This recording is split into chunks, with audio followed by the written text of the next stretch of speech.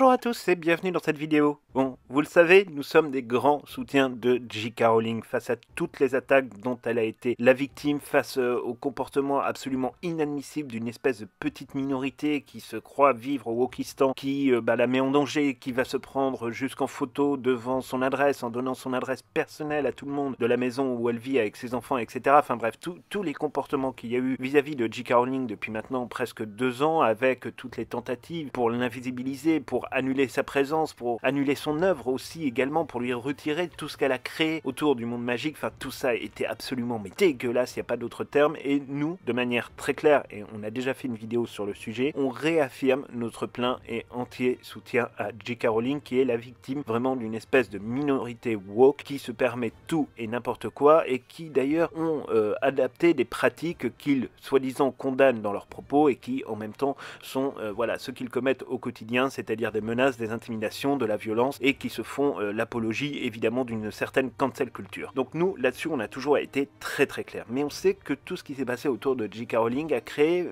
on va dire, des turpitudes assez importantes dans le monde magique, pour la simple et bonne raison que du coup, Warner Bros s'est retrouvé en fait face à des polémiques assez monstrueuses. C'est-à-dire que par exemple, quand ils ont annoncé la sortie d'Hogwarts Legacy avec la toute première bande-annonce, et d'ailleurs seule bande-annonce qu'on a eue maintenant depuis plus d'1 an, il y a eu une vague véritablement de haine sur les réseaux sociaux pour critiquer en fait le fait que la Warner Bros faisait soi-disant la promotion des œuvres d'une personne qui ne serait pas bien, qui ne dirait pas les bonnes choses et qui surtout n'aurait pour grand problème de ne pas être d'accord avec toutes leurs théories woke, etc. Et donc en fait la Warner s'est placée dans une situation un peu de damage control où il ne savait plus en fait comment se tirer de ce mauvais pas, où une toute petite minorité d'agiter du bocal sur les réseaux sociaux, dès qu'il publiait quelque chose en rapport avec le monde magique, devenait complètement dingue, et où il y avait des campagnes de tweets, etc., d'insultes qui n'en finissaient plus. Donc du coup, la Warner s'est mis un petit peu en retrait sur tous les projets du Wizarding World, et notamment aussi un peu sur le fait que J.K. Rowling, effectivement, devait être un peu invisibilisée. Ça, nous, ça a toujours été un problème, et on l'a dit d'ailleurs à plusieurs reprises dans nos vidéos, quand on n'avait pas du tout apprécié les déclarations de l'ancien attaché de presse d'Hogwarts Legacy, qui a été licencié depuis, qui s'était permis de dire que, effectivement, non, J.K. Rowling n'avait absolument pas participé à Hogwarts Legacy. Alors effectivement, J.K. Rowling n'a pas du tout participé au développement de Hogwarts Legacy. Cependant, il est évident et certain, compte tenu des contrats qui lient J.K. Rowling et la Warner Bros, que tout le travail entre guillemets scénaristique, en termes de scénario, etc., et de cadrage général de l'histoire, a été évidemment validé par J.K. Rowling. Ça semble être une évidence. Après, on peut imaginer que pour le développement d'un jeu vidéo, elle n'a pas effectivement les compétences techniques. Elle, son domaine, c'est l'écriture. C'est pas évidemment la réalisation de jeux vidéo. Mais on voit bien qu'à chaque fois que quelque chose sortait, ça devenait véritablement compliqué. À tel point d'ailleurs que ces minorités woke, dont font partie un certain nombre de soi-disant fans de Harry Potter et de soi-disant personnes qui feraient autorité dans le monde magique et dans le monde des Potterheads, auraient fait un petit peu le pari que rien ne sortirait, parce que évidemment il faut détruire J.K. Rowling, il faut détruire la saga, et il faut scier la branche d'ailleurs sur laquelle ils sont généreusement assis. Enfin, on vous l'a dit en long, en large et en travers, nous, on vous doit cette honnêteté de vous dire que effectivement, nous faisons des vidéos sur le monde magique, nous promouvons toute l'œuvre de J.K. Rowling, et d'ailleurs pas simplement ses livres Harry Potter ou les Animaux Fantastiques. On vous a déjà parlé des polars comme On Strike, on vous a parlé de ses livres jeunesse comme Licabog ou Jack et la grande aventure du cochon de Noël qui sont parus chez Gallimard Jeunesse.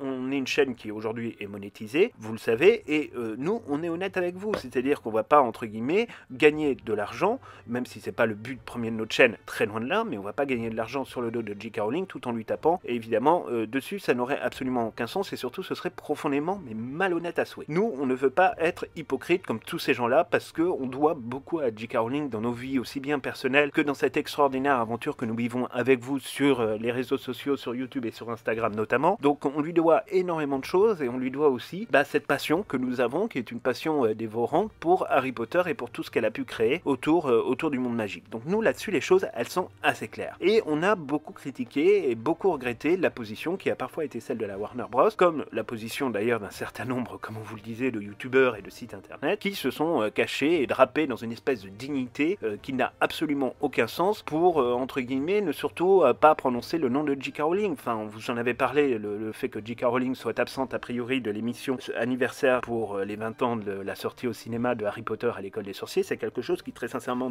nous dégoûte et nous impacte, surtout en plus quand vous avez des déclarations derrière qui sont juste absolument aberrantes sur le fait qu'elle n'aurait pas participé au développement actif des films. Bon, enfin là on se fiche de la tête du monde, c'est absolument dégueulasse de dire des trucs pareils. Alors après on peut imaginer qu'effectivement un certain nombre d'acteurs aujourd'hui auraient peut-être du mal à lui faire face parce que certains, notamment comme Daniel Radcliffe par exemple, feraient mieux de regarder un petit peu leurs pieds quand ils croiseront J.K. Rowling, parce que Daniel Radcliffe, qui a toujours été absolument incapable de faire quoi que ce soit par lui-même, s'il n'avait pas eu Harry Potter pour lui permettre d'avoir une carrière cinématographique relativement confortable pendant plus de 10 ans, on ne sait pas ce qu'il en serait aujourd'hui. Il n'y a pas de probabilité qu'il aurait eu la renommée, qu'il aurait eu les revenus qu'il a pu engendrer grâce à Harry Potter, parce que depuis Harry Potter, il n'a pas fait grand-chose au cinéma d'absolument formidable et surtout de saluer par la critique. Donc à un moment donné, bon, faut quand même aussi se dire les choses et faut se parler honnêtement. Alors peut-être que certains acteurs devraient réfléchir plusieurs fois avant d'écrire et d'obéir à certains de leurs agents et certaines pressions des lobbies pour éviter toute problématique, parce que c'est ça aussi la difficulté, c'est qu'aujourd'hui certains acteurs, et il y en a eu quand même beaucoup qui ont pris part et qui ont pris la défense de J.K. Rowling. Ce fut le cas par exemple pour Evanna Lynch qui joue Lina Lovegood, ce fut le cas pour Robbie Coltrane qui joue le rôle de Rubeus Hagrid, pour Ralph Fiennes qui joue le rôle de Voldemort, ou encore même pour Jude Law qui joue le rôle de Albus Dumbledore. Ces gens-là ont pris la défense de J.K. Rowling et ont eu à subir des campagnes de harcèlement absolument complètement démentielles contre eux parce qu'ils avaient refusé de céder à la minorité woke qui demande la peau et les os de J.K. Rowling. Enfin, à un moment donné, on marche complètement sur la tête. On voit bien aussi avec Mads Mikkelsen qui a été copieusement insulté comme pas possible ces dernières semaines depuis l'apparition du teaser et de la bande-annonce, où on lui reprochait sur Twitter de contribuer à l'œuvre d'une personne qui serait soi-disant, probablement, éventuellement transphobe, etc. Que c'était une honte, qu'il avait aussi piqué sa place à Johnny Depp. Enfin, aujourd'hui, les gens confondent absolument tout et ne savent plus se retenir, ce qui fait que même ce pauvre Mads Mikkelsen a été obligé de fermer son compte Twitter parce qu'il avait reçu un tombeau d'insultes en permanence et qu'à un moment donné, ces gens-là sont des acteurs, ils sont pas là pour subir les affres d'une espèce de minorité agissante et complètement délirante sur les réseaux sociaux. Enfin, il faut quand même se dire aujourd'hui les choses et il faut sortir un petit peu de cette ambiguïté où certains se permettent d'aller expliquer que Harry Potter est devenu problématique parce que J.K. Rowling est problématique. Enfin, à un moment donné, là-dessus, on marche complètement sur la tête. On est dans un espèce de délire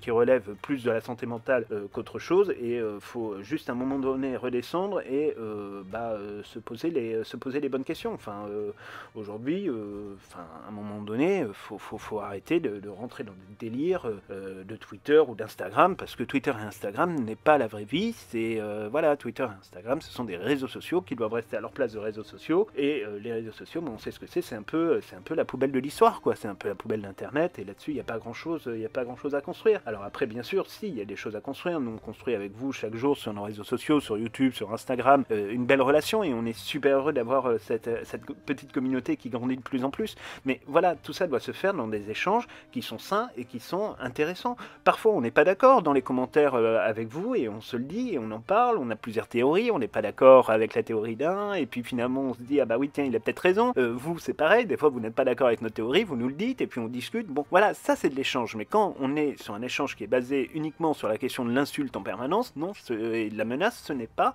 entre guillemets souhaitable qu'on continue à être dans ce genre de modèle. Enfin ça devient absolument délirant. Et donc aujourd'hui on vous a dit tout ça, pourquoi? Parce que en réalité ça y est, la Warner Bros a un peu choisi son camp, puisque hier il y a eu un communiqué qui est sorti donc avec la Warner Bros d'un côté et le Blair Partnership qui est un peu l'énorme agence qui gère tous les actifs de J.K. Rowling, et notamment Nick Blair qui est vraiment peut-être l'homme de confiance et le bras droit et le bras armé de J.K. Rowling. Il y a eu un communiqué commun qui a été sorti suite à différentes rumeurs lancées toujours par les mêmes minorités qui stipulaient généralement que la Warner Bros voulait absolument virer J.K. Rowling de son œuvre, voulait s'en débarrasser, voulait récupérer l'entièreté des droits, que J.K. Rowling n'était plus la bienvenue dans les événements du Wizarding World, que J.K. Rowling n'était plus la bienvenue dans la production de tout ce que le Wizarding World va pouvoir nous fournir dans les prochaines années. Bref, tout ça, c'était vraiment le cadre que le Wokistan avait mis en place quelque part pour finalement essayer de décrédibiliser J.K. Rowling. Et hier, la PDG de la Warner Bros quand même lui-même et donc Neil Baer, le collaborateur principal de J.K. Rowling, son agent principal, ont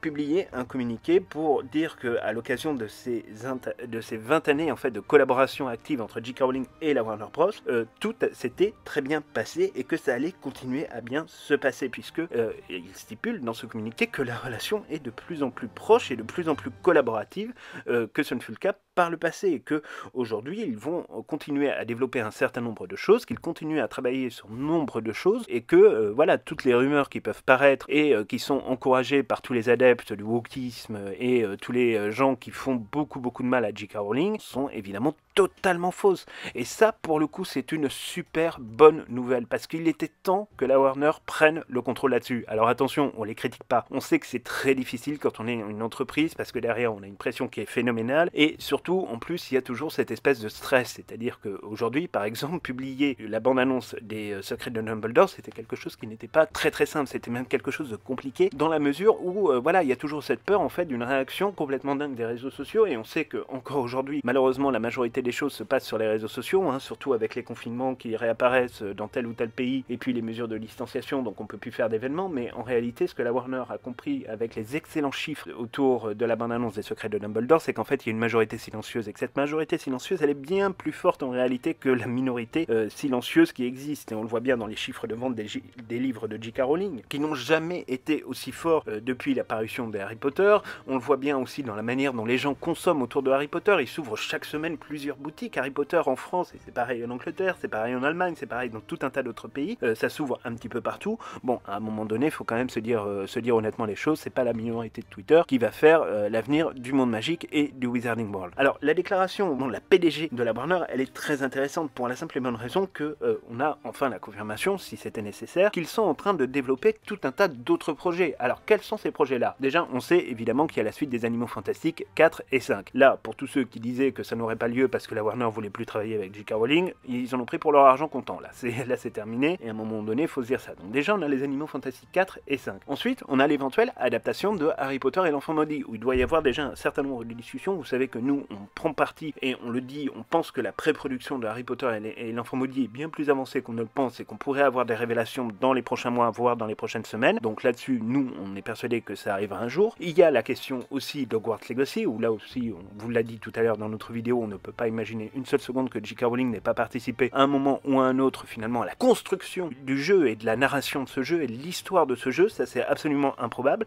Il y a aussi tout un tas de travail qui se fait autour de la question des parcs d'attractions. Vous savez que Epic Universe donc va être le troisième grand parc à thème de Universal à Orlando en Floride, qui a toute une zone dont on vous a déjà parlé, qui va justement aborder la question des animaux fantastiques, notamment avec la place cachée, le ministère de la magie française, le ministère de la magie britannique. Enfin, il y a plein d'évolutions qui sont prévues dans les parcs d'attractions dans les prochaines années. Il y a aussi tous les projets au Japon autour de l'ouverture du Making of Harry Potter, les studio tours donc au Japon. Ça aussi, c'est un très gros projet qui en plus là arrive très rapidement, parce que même avec le Covid, ça devrait ouvrir fin 2022 voire début 2023 a priori, d'après les dernières informations qui nous proviennent de Tokyo. Donc ça aussi, c'est un énorme projet. Et puis il y a aussi cette rumeur dont on vous parlait il y a déjà maintenant plusieurs mois sur cette chaîne, c'est évidemment l'arrivée d'une série Harry Potter. La Warner Bros avait d'ores et déjà dit et expliqué qu'ils souhaitaient effectivement développer une série basée sur le monde magique pour leur plateforme de streaming HBO Max. Alors ça là-dessus, évidemment, ça va revenir. Et comme ils étaient intéressés, ils avaient dit on va travailler avec J.K. Rowling. Et ben en l'occurrence, le communiqué d'hier nous explique, sans citer évidemment la question de la série,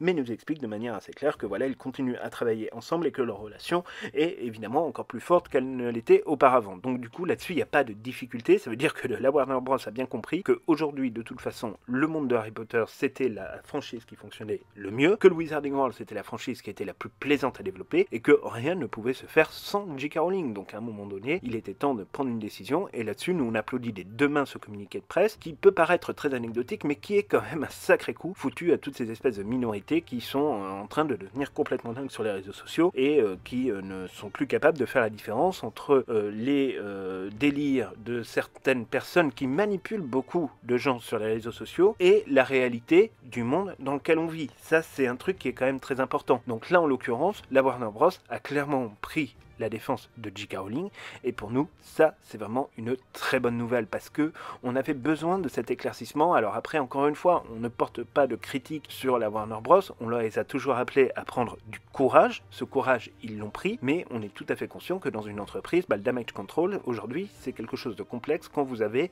des réseaux sociaux qui fonctionnent avec des règles qui ne sont pas les règles du monde réel, et quand voilà, vous tapez 400, 500, 600, 700, 800, 2000 commentaires négatifs ou dès que la Warner Bros parle de J.K. Rowling et de Harry Potter, ça part en vrille. Bon, à un moment donné, c'est pas possible, parce qu'en plus, ces vagues de haine sur les réseaux sociaux fabriquent des articles dans la presse, et donc du coup, les investisseurs et les actionnaires de la Warner se posent un certain nombre de questions, donc tout ça fout finalement un bordel monstrueux. Donc là, il faut arrêter effectivement d'être dans le damage control. Là, de manière très claire, ils ont dit les choses. Nous, ça nous convient, le communiqué, il est très bien, et donc maintenant, on va dire qu'on repart sur de bonnes bases, et puis on va essayer d'oublier un petit peu ce Wokistan, même si nous allons quand même vous reparler un petit peu de tous ces délires qui peuvent surgir sur Harry Potter, parce que ce sont des choses déjà, un, qui blessent les fans, et deux, se taire pour ne pas le critiquer, c'est finalement collaborer avec toutes les personnes qui veulent aujourd'hui détruire l'œuvre de J.K. Rowling. On vous le dit, on vous le répète, nous ne serons jamais de ces gens-là, nous prendrons toujours et encore la défense de J.K. Rowling, parce que c'est elle qui a créé cette magie, c'est elle qui a créé tout ce mouvement autour de Harry Potter.